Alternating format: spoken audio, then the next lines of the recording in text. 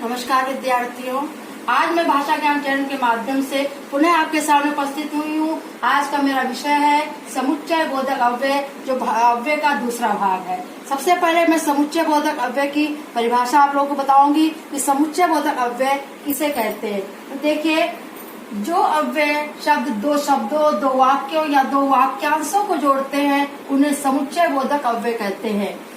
जैसे राम और रहीम दोस्त है। यहाँ देखिए, राम और रहीम दो शब्दों को जोड़ रहा है और शब्द, तो ये क्या हो गया? समुच्चय बोधक अव्यय हो गया। दूसरा है कोमल बीमार है इसलिए वह स्कूल नहीं गई।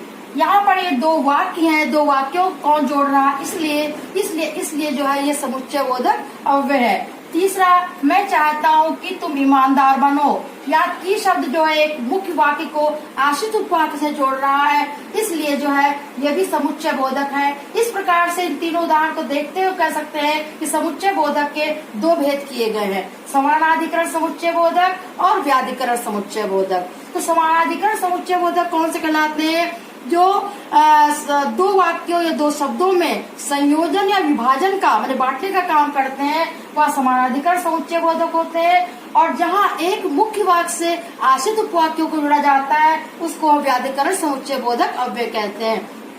तो समानाधिकरण के भी चार भेद हो जाते हैं: संयोजक, विभाजक, विरोध दर्शक, परिणाम दर्शक। इसी प्रकार व्याधिकरण के भी चार भेद हो जाते हैं: कारणवाचक, उद्देश्यवाचक, संकेतवाचक और स्वरूपवाचक। अब हम एक एक के बारे में आपको हम विस्तार से, अभी हमने समुच्चय बोधक अव्यय के दो भेद बताए, समानाधिकरण अव्यय और व्यधिकरण अव्यय। समानाधिकरण के भी चार अभिन्न भेद बताए और व्यधिकरण के बताए। अब उदाहरण सहित हम आपको एक एक को समझाएंगे।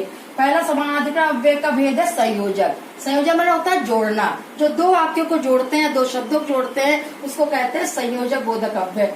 रानी आएगी और सीता को पढ़ाएगी, इसमें देखिए दो वाक्यों को और सब जोड़ रहा है, इसलिए इसको क्या कहेंगे? संयोजक। विभाजक, विभाजक माने तोड़ने वाला, ठीक है ना?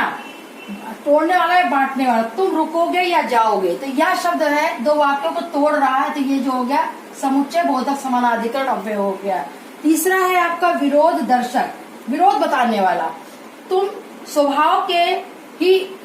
स्वभाव से सरल हो किंतु तुम्हारा दोस्त कुटिल है।